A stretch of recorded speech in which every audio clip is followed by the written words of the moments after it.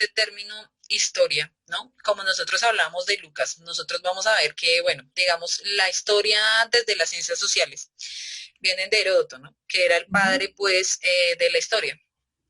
Entonces, ¿cómo cuando llega, o sea, cómo Heródoto llega a tener ese título de padre de la historia? Porque él en un viaje empieza a ir, digamos, por Grecia, por el Mediterráneo y todo esto, Ujú. y empieza a recoger varias historias. ¿Cierto? Y empiezan las costumbres, las maneras, las formas, lo que les pasa a la gente que vivía en ese momento. Entonces, para aterrizarlo en el contexto bíblico, ¿qué hizo Lucas? Hizo eso mismo.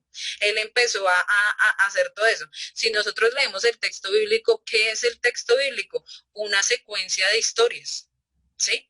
Pero la diferencia entre el texto bíblico y las demás historias es que el texto bíblico tiene la capacidad de dar vida al interior del hombre. Ujú. ¿Sí? Porque el hombre, pues, es como nosotros sabemos, tripartito, ¿no? Alma, espíritu y cuerpo.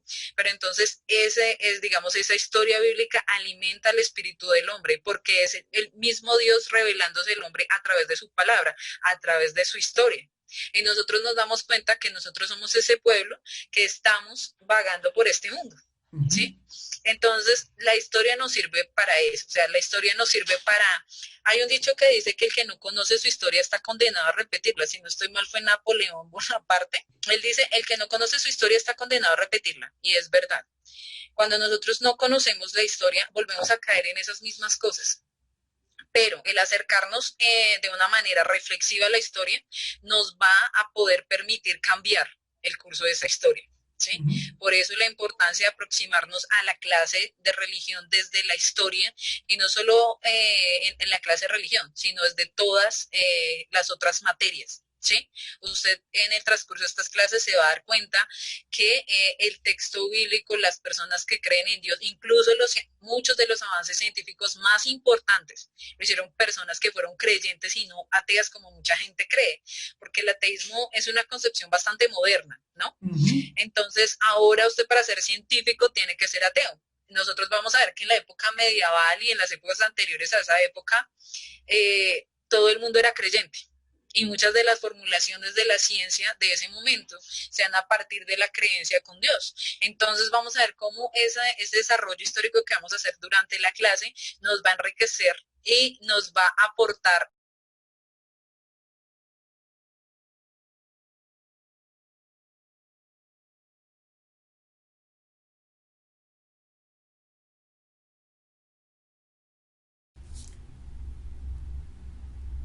Aquí quiero hacer un paréntesis porque quiero explicarles quién fue Lucas.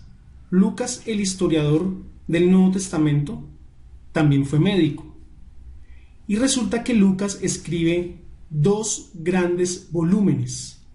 Es decir, escribe una historia y la divide en dos partes. La primera parte se llama el Evangelio según San Lucas. Y él va y consulta a los testigos oculares, a los testigos auriculares, es decir, los que vieron y los que escucharon a Jesús, y les pregunta, ¿qué hizo Jesús? Les pregunta, ¿usted qué vio de Jesús? ¿Qué escuchó de Jesús? Y en esa medida Lucas va a comenzar a registrar todo lo que escucha de los discípulos de Jesús. Eso mismo lo hizo otro apóstol que se llama Marcos. Tanto Lucas como Marcos eran colaboradores del apóstol Pablo. Y lo podemos ver en Colosenses 4:14, dicen, os saluda Lucas el médico, amado.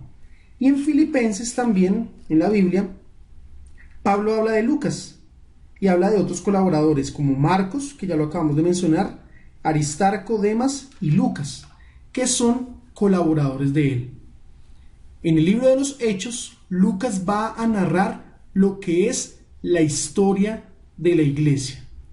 ¿Y con qué objetivo? Con el objetivo de mostrar cómo la historia de Jesús, cómo los hechos que se le atribuyen a Jesús le dan un nuevo sentido a la humanidad.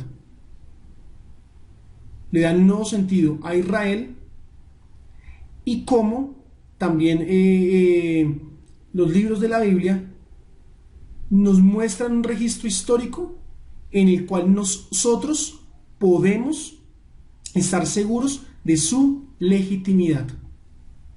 Vamos a avanzar en la siguiente porque me parece importante que, número uno, vamos a aterrizar todo eso porque definir la historia nos daría la vida completa para definirla, ¿cierto? Ya hicimos un acercamiento, pero vamos a aterrizarlo. Vamos a hablar de historia del cristianismo. Pero para hablar de la historia del cristianismo, pues hay que hablar de unos antecedentes, es decir, de unos sucesos que ocurrieron antes de que apareciera el cristianismo. Uno de esos sucesos primordiales anteriores al cristianismo, como tú lo decías, es el judaísmo. ¿Listo? El cristianismo nace del judaísmo. ¿Listo? ¿Por qué? Yo a veces le preguntaba a las personas, bueno, ¿y qué sería del cristianismo si se preguntaran por el Mesías, pero borremos el judaísmo? No se entendería. No se entendería quién es el Mesías, no se entendería que Cristo es el ungido de Dios, el Hijo de Dios que vino a salvar al mundo de sus pecados, que vino a reconciliar a la humanidad con Dios. No se entendería si no conocemos la otra cara de la historia, la otra cara de la moneda que es el judaísmo. No podemos entender quién es el Mesías si nosotros no nos acercamos al concepto de qué es el judaísmo, ¿cierto? Porque es el judaísmo el que va a implantar ese concepto de Mesías, ese concepto también de un único Dios, ¿cierto? Obviamente cabe resaltar que ese concepto de un único Dios también lo beben los judíos de Egipto con Akenatón y demás, pero existe un concepto de un único Dios que está preocupado por la humanidad y que quiere redimirla. Redención significa liberarla, salvarla. Entonces, ¿cómo aparece ese concepto en el cristianismo? Pues porque ese concepto ha sido ya establecido por el judaísmo. Entonces estamos en el cristianismo primitivo, en el cristianismo del año 33 después de Cristo. ¿Qué ocurre con ese cristianismo? ¿Por qué apareció el cristianismo en ese momento?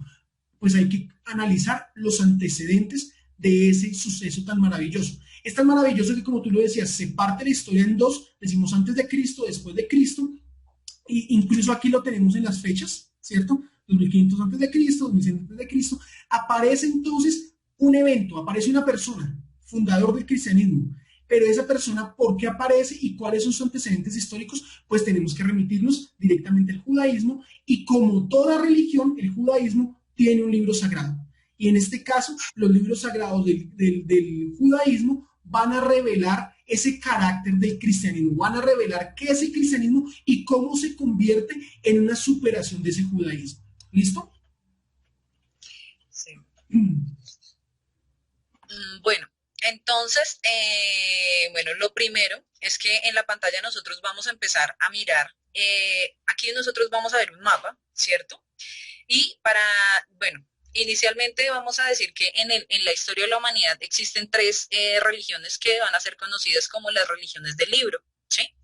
Y o religiones abrahámicas, que es el judaísmo, el cristianismo y el islamismo, ¿cierto? Todas beben de una misma fuente, que es Abraham. ¿Sí? Entonces, para esto nosotros nos vamos a remitir.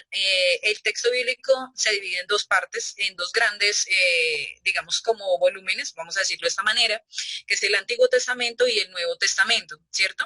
En este caso nos vamos a remitir al Antiguo Testamento y nos vamos a ubicar con Abraham, ¿sí? Que es el padre, por así decirlo, de esas tres grandes religiones del libro. Entonces, vemos aquí en el mapa, digamos, Abraham, vemos aquí un mapa. Este mapa es un mapa de Mesopotamia. Nosotros aquí, digamos, para que nos podamos situar actualmente en este mapa, nosotros vamos a ver aquí lo que es, vamos a ver aquí lo que es el Golfo Pérsico, el desierto arábico, ¿sí? Entonces, toda esta parte, la península del Sinaí, y vamos a ver la importancia de ese lugar. Entonces, profe, no sé si sea posible que tú, digamos, vayas acercando el mouse a medida que vamos explicando para que los chicos puedan ver dónde está el lugar. Entonces, nosotros vamos a ver que Abraham está en Ur de los Caldeos. ¿Sí? Este término Mesopotamia significa entre ríos y en algunos casos, algunas personas también lo interpretan como cuna de las civilizaciones, ¿cierto? Entonces, vamos ahí, vemos ahí abajito, en la parte roja del mapa, vamos a ver que hay pequeño, dice Ur. Y entonces ahí, según el texto bíblico, es donde empieza toda la historia, pues de Abraham. Dios le habla en ese lugar a Abraham y Abraham empieza, aquí nosotros vamos, él empieza un viaje, ¿cierto? Este viaje que él comienza para la tierra pues prometida, donde el Señor le dice a Abraham, te sacaré de esta tierra, toma digamos a tu familia, a tu parentela y te llevaré a la tierra donde fluye leche y miel. Eso es lo que nos cuenta el texto bíblico. Entonces luego vamos de Ur de los Caldeos y llegamos a Jerusalén, Entonces, ¿cierto? perdóname, hacen todo Lo que este nosotros... recorrido, Uh -huh. miren, vamos a ver todo este recorrido, es muy lejos, pero allá llega a Jerusalén, a esta parte. Exacto, entonces lo que nosotros hoy conocemos como Jerusalén, porque en esa época no se llamaba Jerusalén y Ujú. pertenecía a otros pueblos. Y ahora no solo va hasta allá a Jerusalén, sino también baja hasta Egipto, ¿cierto? Ujú. Entonces, pero en este momento el En esta parte imperio de acá. dominante era el imperio mesopotámico. ¿Sí? El imperio mesopotámico que va a tener varios desarrollos posteriores con el imperio sumerio, acadio, asirio y babilónico.